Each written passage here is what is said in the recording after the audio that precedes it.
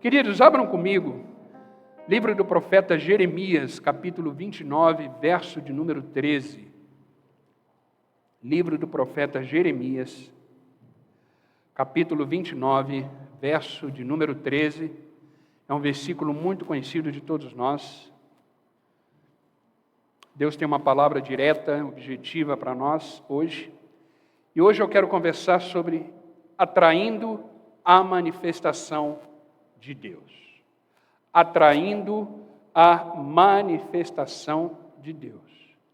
Precisamos entender que esse Deus que eu estou falando é o mesmo Deus que abriu o Mar Vermelho, é o mesmo Deus que fez o maná cair do céu, é o mesmo Deus que ressuscitou Lázaro, é o mesmo Deus que fez a multiplicação dos pães e peixes.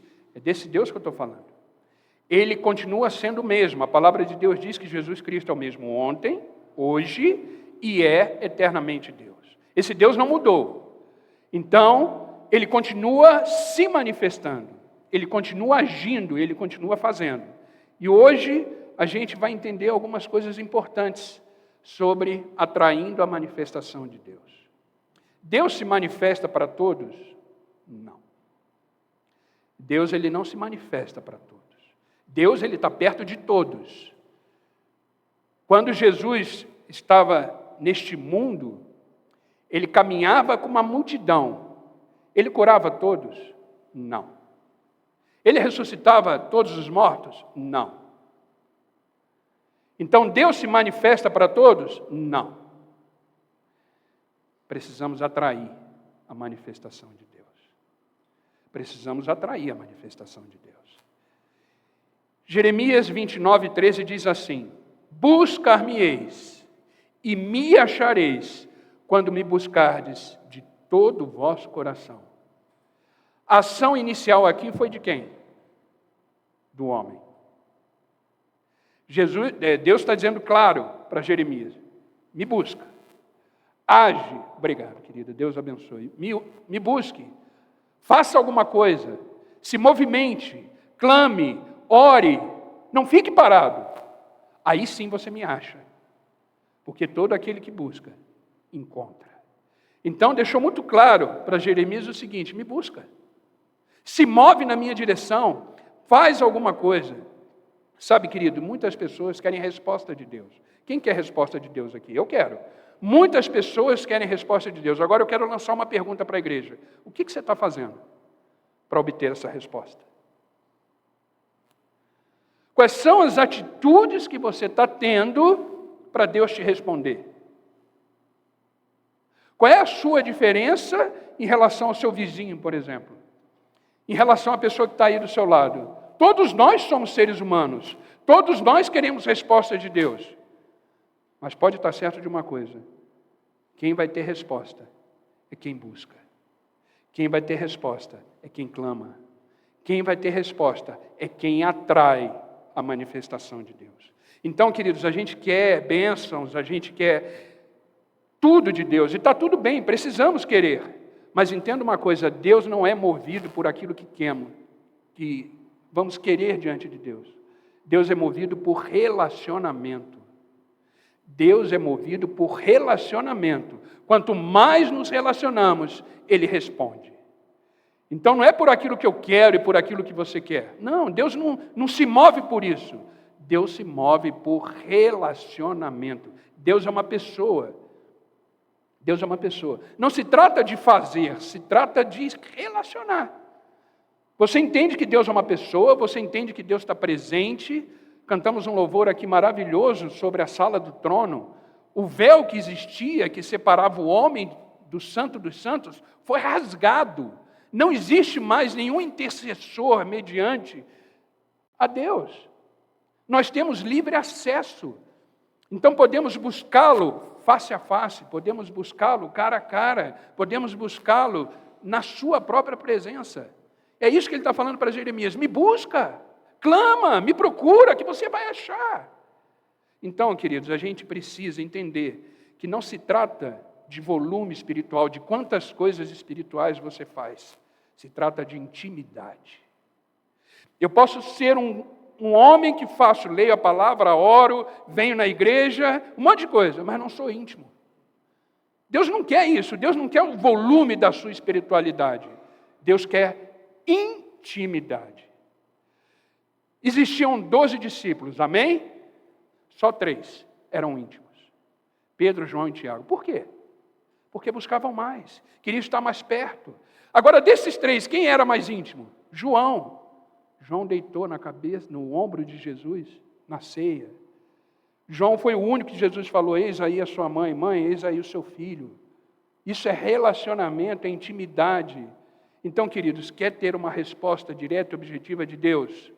Não adianta fazer milhões de coisas espirituais, não é isso que Deus quer. Deus não quer você um homem espiritual e uma mulher espiritual. Não, Deus quer você íntimo. Íntimo. Então, a gente precisa entender que intimidade é mais importante do que espiritualidade. Eu vou repetir.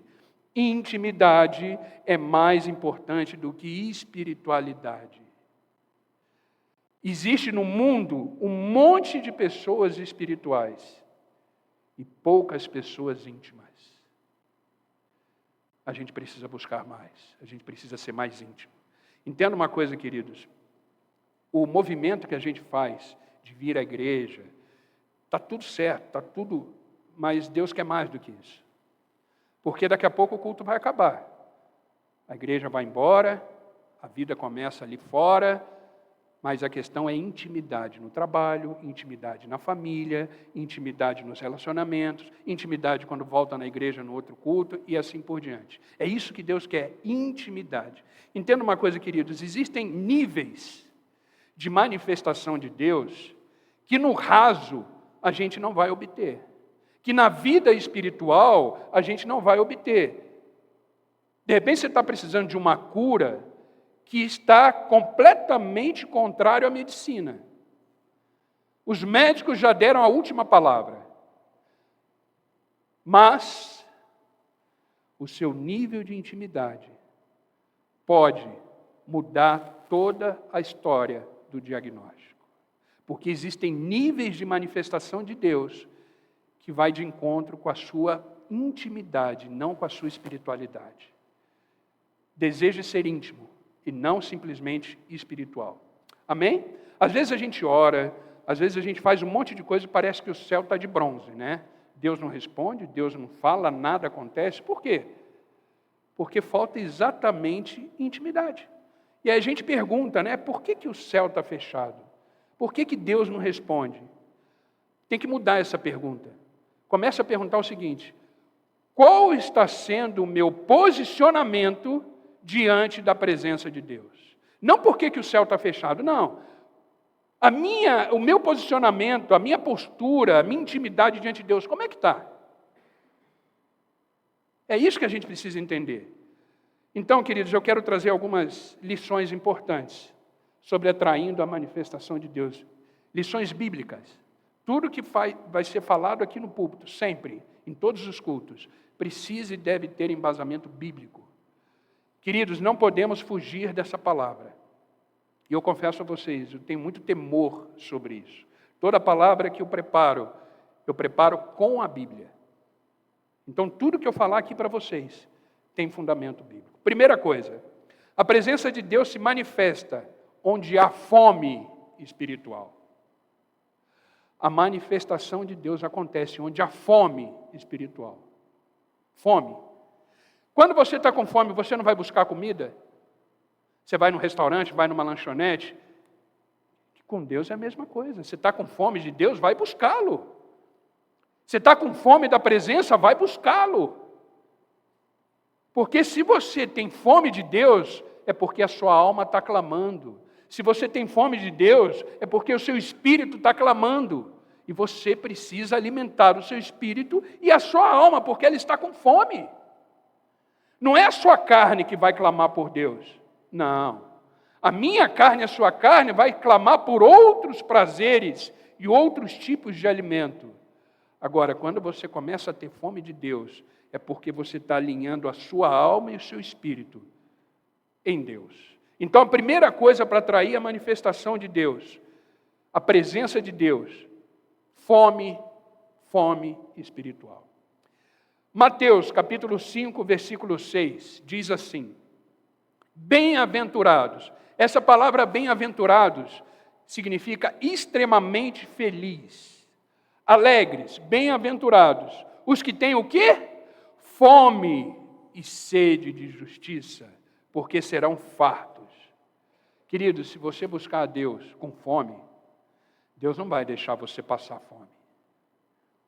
Se você buscar a Deus com uma fome, você não vai deixar de ser alimentado por Ele. Por isso, toda vez que você sair de casa para um culto, venha com fome. Venha com fome. Porque Deus tem alimento para dar. Eu não tenho. Não espere nada de mim, não, pelo amor de Deus. Eu não tenho nada para dar para vocês, nada.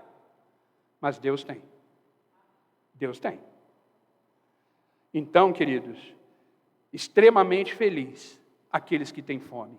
Queridos, fome espiritual é entender que nada nesse mundo pode nos satisfazer. Nada nesse mundo pode nos alimentar. Os alimentos que o mundo nos oferece, a fome volta. O carnaval passou, não passou? Está todo mundo com fome de novo. Está todo mundo com sede de novo. Foram alimentados durante 3 dias. Acabou. A carne saiu sustentada. Mas agora a carne está morrendo de fome. Porque esses alimentos não são eternos. Esses alimentos não têm nutriente. Mas esse aqui tem. E esse aqui sustenta até a eternidade. Então, queridos, fome espiritual é entender que nada nesse mundo pode preencher essa fome. Essa fome. Entenda uma coisa. Deus, Ele vai responder a um coração sedento, a um coração com sede, a um coração com fome. Então, queridos, toda vez que vier para um culto ou se envolver com qualquer coisa de Deus, venha com fome. Saia de casa dizendo: Senhor, fala comigo. Senhor, me dá uma palavra. Senhor, a minha alma está clamando. Senhor, o meu espírito está clamando. Queridos, o nível de busca que você tem vai determinar o nível de experiência que você vai viver.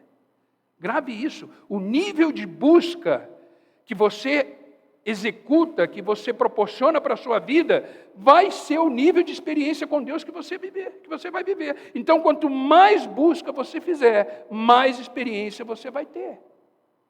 Por que esses homens viveram coisas incríveis? Porque eles buscaram de formas incríveis. Qual é a diferença deles para nós? Nenhuma. A única diferença é época. Mas são pessoas que nem nós. A palavra de Deus diz que Isaías tinha o mesmo sentimento que todos nós. Elias tinha o mesmo sentimento que todos nós. Todos os discípulos tinham também os mesmos sentimentos que todos nós. Qual era a diferença? Eles viviam com fome de Deus. Eles viviam com sede da presença. Ao ponto de Pedro virar para Jesus e falar: Senhor, para quem iremos? Se só tu tem palavras de vida eterna.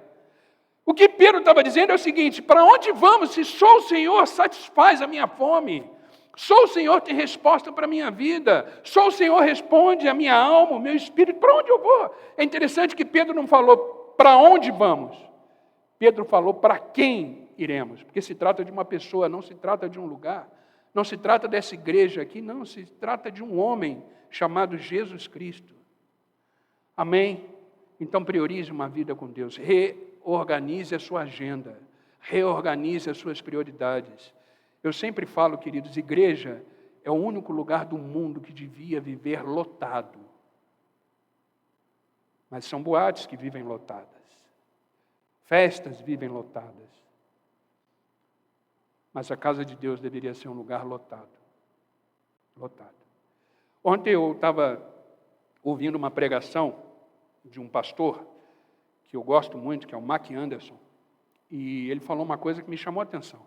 E era o momento que eu estava fazendo essa palavra, e aí, quando ele falou aquilo, eu falei: nossa, é exatamente isso. Ele falou o seguinte: olha, não se preocupe com a igreja lotada. Não se preocupe com a quantidade de pessoas que você tem dentro de uma igreja. Se preocupe com a fome daquelas que já estão. Se preocupe com a fome daquelas que já estão.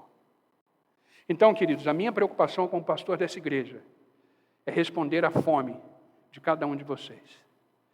E a minha também. Eu não estou preocupado com quantidade. Se essa igreja tiver uma pessoa sentada aqui, eu vou pregar do mesmo jeito. Não vai mudar nada. Porque é questão de fome. É questão das pessoas estarem sedentas. Precisam ser alimentadas, porque a alma está clamando e o espírito está clamando. Amém?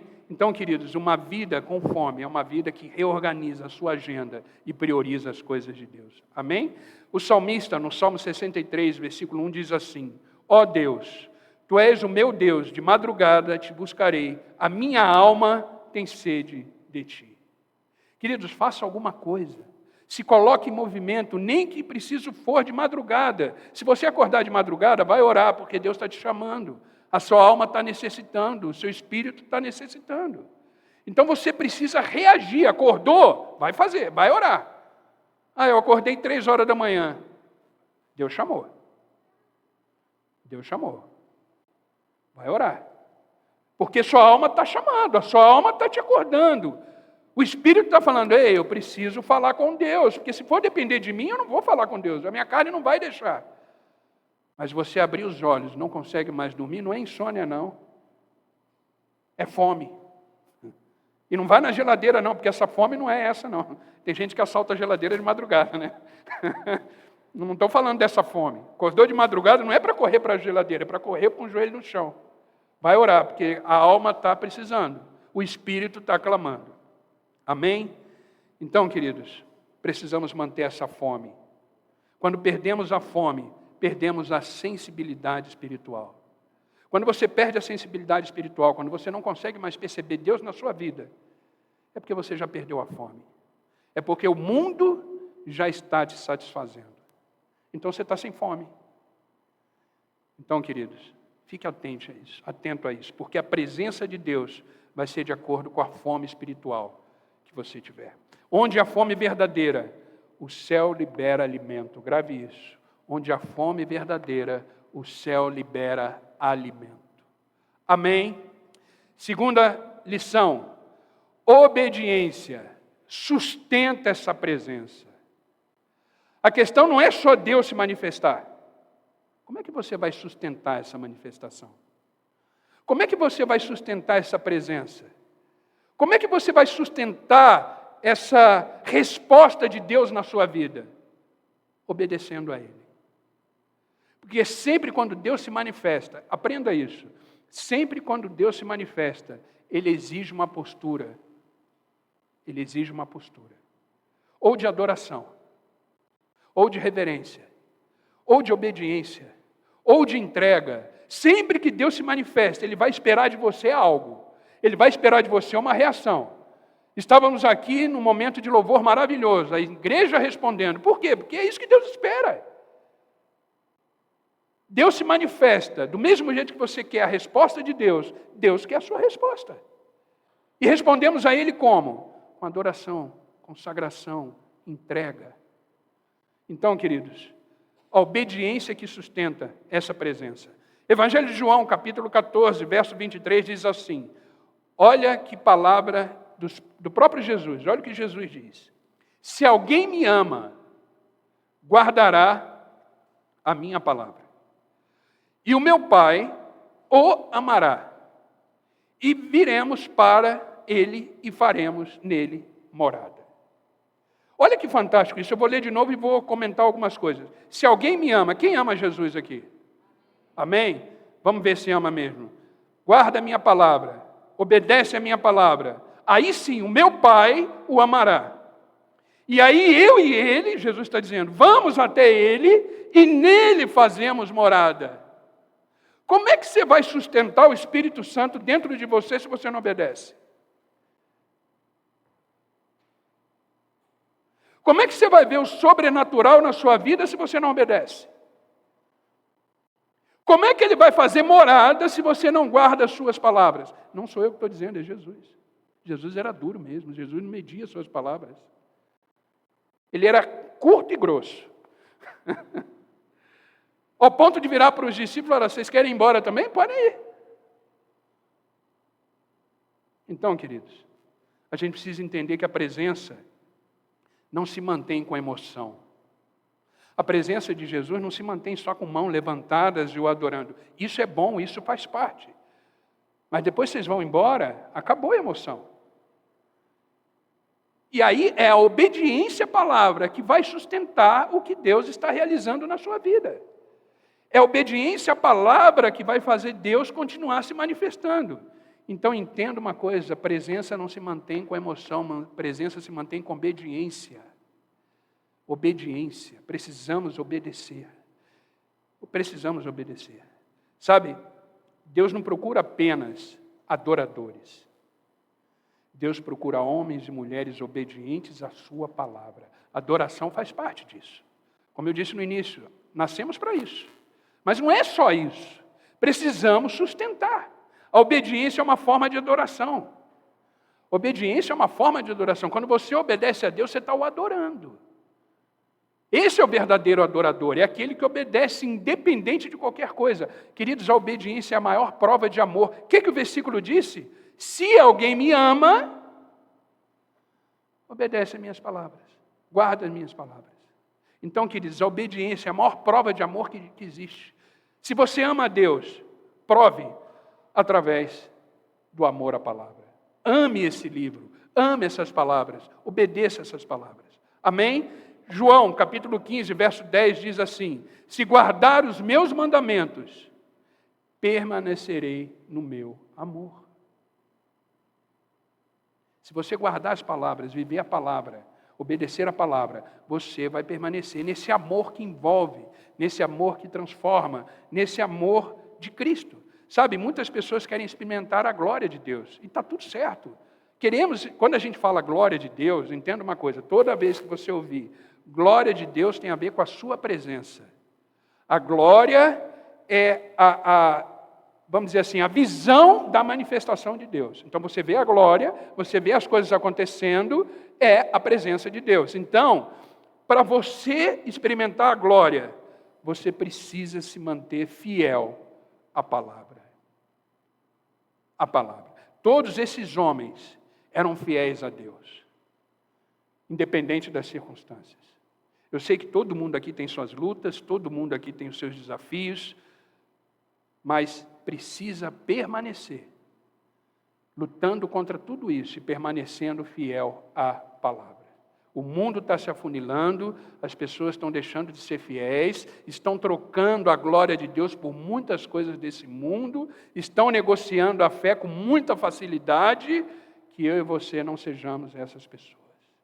Permaneça até o fim. Amém? Então entenda, onde há obediência constante, há a presença permanente de Deus. Então seja obediente todos os dias da sua vida. Amém, queridos? Terceira lição, santidade cria ambientes para o milagre. Santidade cria um ambiente para o milagre. Queridos, a Igreja do Nazareno, ela preza a santidade. Nós somos uma igreja de santidade. O que é santidade? É não se envolver com tudo aquilo que te afasta de Deus. Tudo aquilo que te afasta de Deus vai deixar de fazer de você um homem e uma mulher santo. O que é santidade? É você todos os dias viver dentro dos princípios e valores do reino de Deus. Porque o próprio Deus disse, sejam santos, como eu sou santo. Como eu sou santo. Quando Deus criou o homem, o que ele falou? Na Trindade, ele falou no plural. A maior prova da Trindade é esse plural que eu vou falar. Deus disse assim, façamos o homem a nossa imagem e semelhança. Deus Pai estava falando com Deus Filho e com o Espírito Santo, dizendo o seguinte, olha, vamos fazer o homem a nossa imagem e a nossa semelhança. Agora, queridos, Deus é físico? Deus é visível? Não, Ele é Espírito. Então, quando Deus diz, façamos o homem a nossa imagem, Ele não está falando de imagem física, Ele está falando de moral. Ele está falando de moral. Quando ele diz, façamos o homem a nossa imagem, a nossa semelhança, ele está falando, façamos o homem com os nossos princípios, nossos valores, a nossa moral, a nossa ética, a nossa identidade, o nosso amor, a nossa misericórdia. Façamos o homem assim. Eu e você somos assim. Agora, por causa da queda, isso foi desassociado. Por causa da queda, perdemos isso. E agora, através do processo de santidade em Cristo, isso voltou a ser associado por causa da cruz. Então, queridos, busquem a santidade, porque sem ela você não vai viver ambientes de milagre. Deus não se manifesta no pecado. Deus não se manifesta em ambientes que não é santo. Ele não se manifesta. Então você quer atrair a manifestação de Deus? Seja santo. Agora não tente ser santo sozinho, porque você não vai conseguir. É só em Cristo. Só em Cristo. A santidade é só em Cristo. Salmo 24, versículo 3 e 4 diz assim: quem subirá ao monte do Senhor? Quem há de permanecer no seu santo lugar? Quem? Olha a resposta.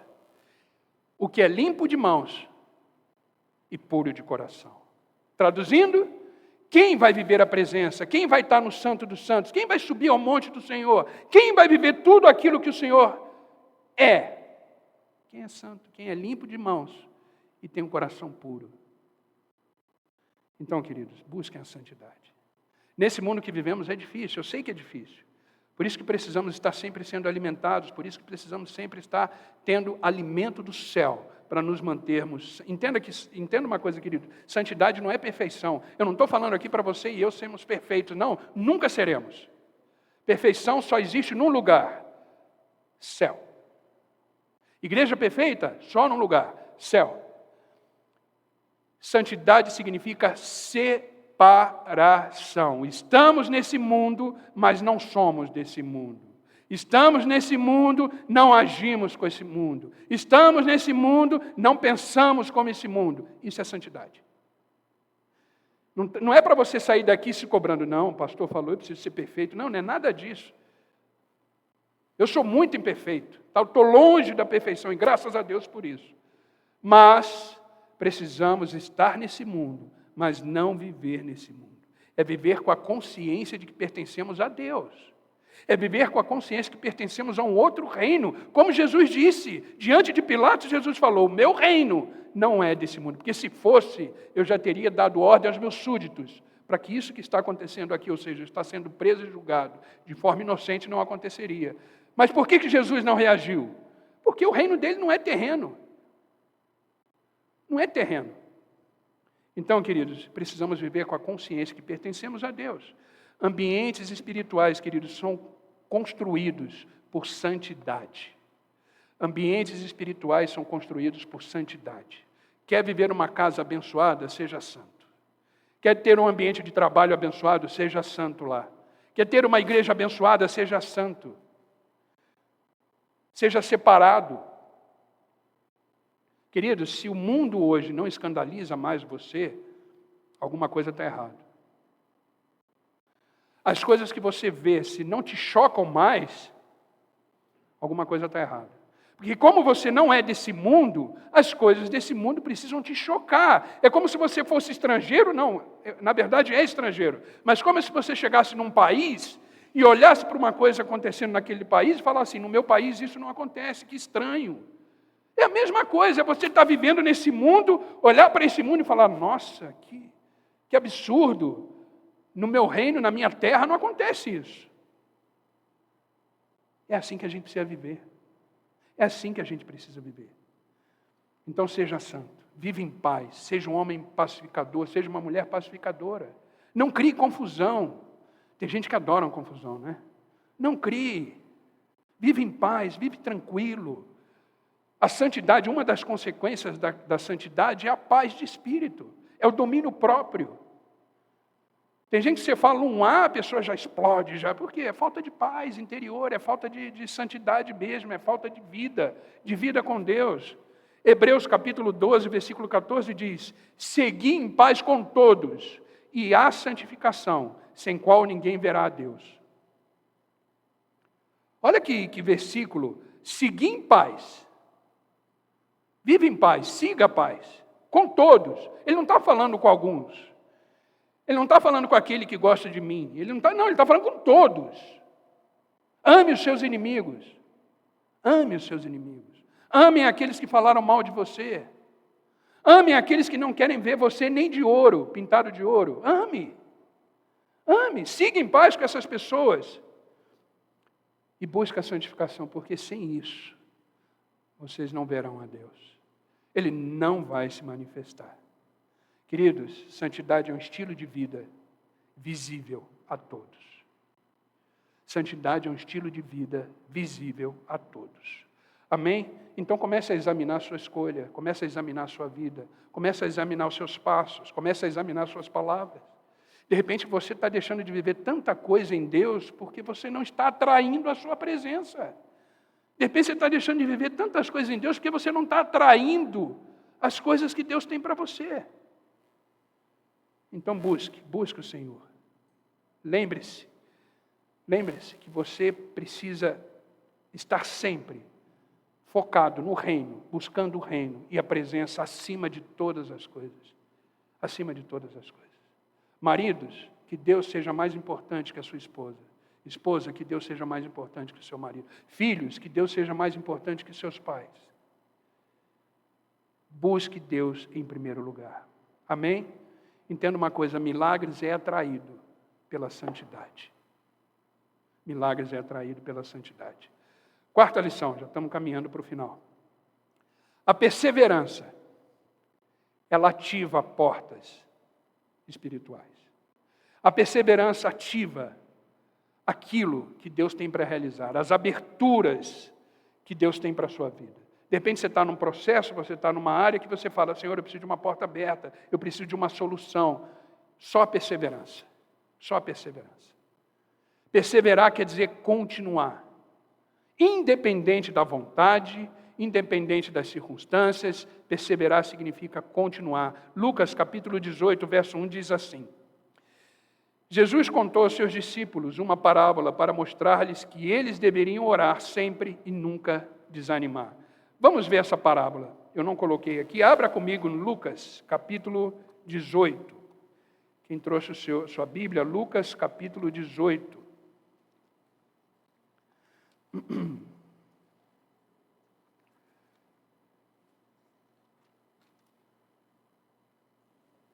Lucas capítulo 18. Acharam? Hoje mais pessoas acharam. Uma coisa boa. Às vezes um só fala amém. Diz assim a palavra de Deus. Então Jesus contou aos seus discípulos uma parábola para mostrar-lhes que eles deveriam orar sempre e nunca desanimar. Preste atenção nessa parábola.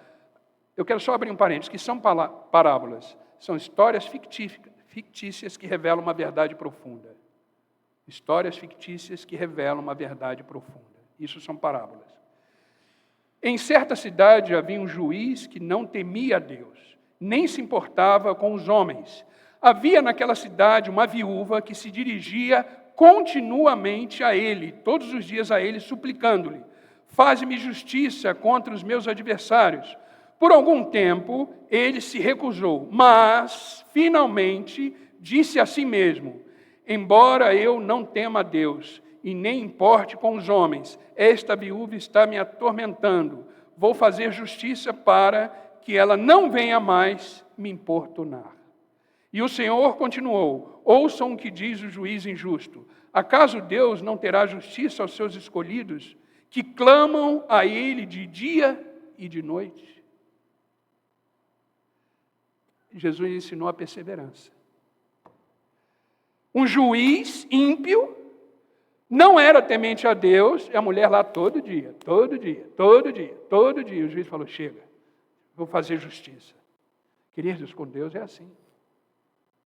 Clama, busca, insiste, vai de novo, refaz, vai, não para.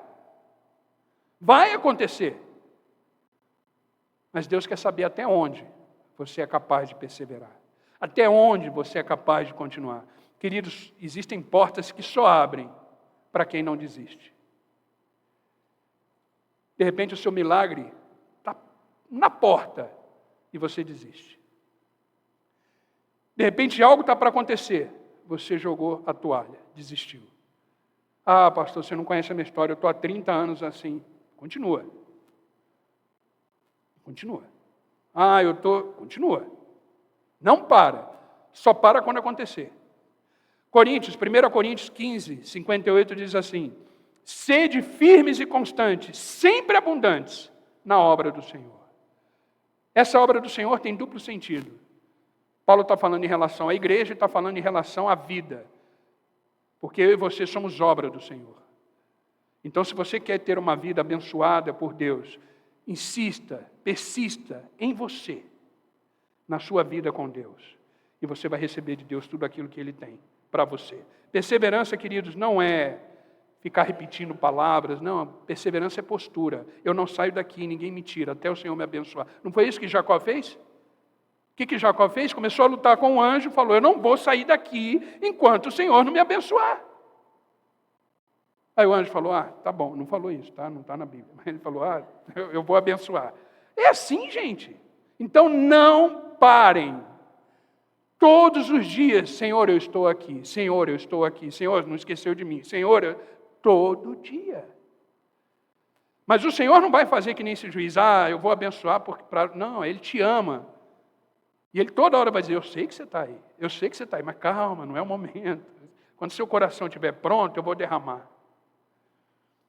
Porque, de repente, o que eu derramar, você vai embora, esquece de mim, porque eu derramei na hora errada, e você não soube lidar com isso, você não soube administrar minha glória, você não soube administrar minhas promessas, você foi embora. Então, eu sei o que eu estou fazendo. Então, calma que eu vou derramar. Mas no momento certo.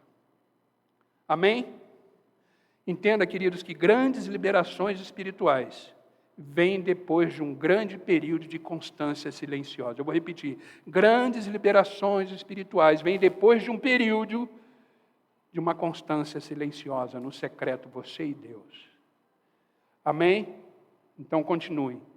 A porta que parece fechada pode estar esperando a sua perseverança. A porta que está fechada, que aparentemente está fechada, está esperando só o seu posicionamento perseverante. Queridos, eu e você, nós somos geradores de testemunho. E o que faz a gente gerar um testemunho é a nossa perseverança. Quanto mais perseveramos, mais estamos construindo um testemunho. Amém? E por último, para finalizarmos, a humildade acelera a intervenção divina. Humildade acelera a intervenção divina. 2 Crônicas, capítulo 7, versículo 14. Eu amo esse versículo, é um dos meus favoritos. 2 Crônicas, capítulo 7, versículo 14. Se o meu povo, quem é o meu povo? Nós, que se chama pelo meu nome, se humilhar, orar, buscar a minha face e se converter dos seus maus caminhos. Ó a resposta. Então, eu o ouvirei dos céus. Agora é interessante que antes da resposta, vem uma postura de perseverança. Se o meu povo, que se chama pelo meu nome, se humilhar, reconhecer quem Deus é e quem você é, quem nós somos, isso é humilhação. Não no sentido pejorativo, é reconhecer o seu lugar e o lugar de Deus. É reconhecimento, humilhar quer dizer reconhecer. Se reconhecerem, orar, buscar a minha face, se converter, ou seja, é um processo. Se humilha, ora, se converte, busca, persevera, aí então eu ouvirei dos céus o clamor. Amém? Então, queridos, humildade, ela precede a restauração. A humildade é o processo que precede a manifestação, precede a resposta. Querido, seja humilde, não seja soberbo. Nós não sabemos a verdade, nós não somos ninguém sem Deus. Tiago 4, verso 6 diz: Deus resiste aos soberbos, mas dá graça aos humildes. Aquele que reconhece o seu lugar, aquele que reconhece quem é Deus, aquele que persevera, aquele que insiste. Humildade é reconhecimento de dependência. Humildade é entender quando Jesus diz, sem mim nada podeis fazer. Eu só estou aqui em cima por causa de Jesus. O louvor só toca por causa de Jesus, porque sem Jesus eu não prego, o louvor não toca. Porque não somos capazes de fazer isso sem a graça do Senhor sobre nós. Então seja humilde, porque orgulho fecha a porta, humildade abre porta. Qual foi o pecado de Satanás? Orgulho. Que antes de ser Satanás era chamado de Lúcifer, o portador da luz. Lúcifer, ele era o ministro de louvor, era um André lá no céu. Pesado, né? Era isso. Mas ele queria ser mais que Deus, ele não entendeu o lugar de Deus e o lugar dele. Ele caiu. Porque é isso que acontece com aqueles que são soberbos. Eles caem. Eles caem. Então seja humilde, seja humilde. Reconheça as suas limitações. Dependa mais do céu do que da terra. Dependa mais de Deus do que as suas vontades próprias. Dependa mais de Deus do que a força do seu braço. Amém? Entenda uma coisa. Grave isso e nunca esqueça. O céu se inclina quando o coração se dobra. O céu se inclina sobre você quando o seu coração se dobra, se rende. Então se renda ao Senhor. Amém? Queridos, tenha fome espiritual. Tenha fome espiritual. Pratique a obediência. Vive em santidade. Persevere em oração. E ande de forma humilde. Dessa forma, você vai atrair a manifestação de Deus. Não existe outra forma. Persevere. Tenha fome, obediência, santidade, oração. E uma vida humilde. Amém? Entenda, queridos, o céu não está fechado. Não está fechado. Ele está pronto para nos alimentar. Mas ele precisa ser atraído pela nossa postura e a nossa vida. Amém? Para finalizar, eu quero ler Tiago, capítulo 4, versículo 8, para orarmos. Aproximem-se de Deus, e Ele se aproximará de vocês. Se aproxime-se de Deus, atraindo a sua manifestação, e Ele se aproximará de você. Amém? Vamos ficar de pé?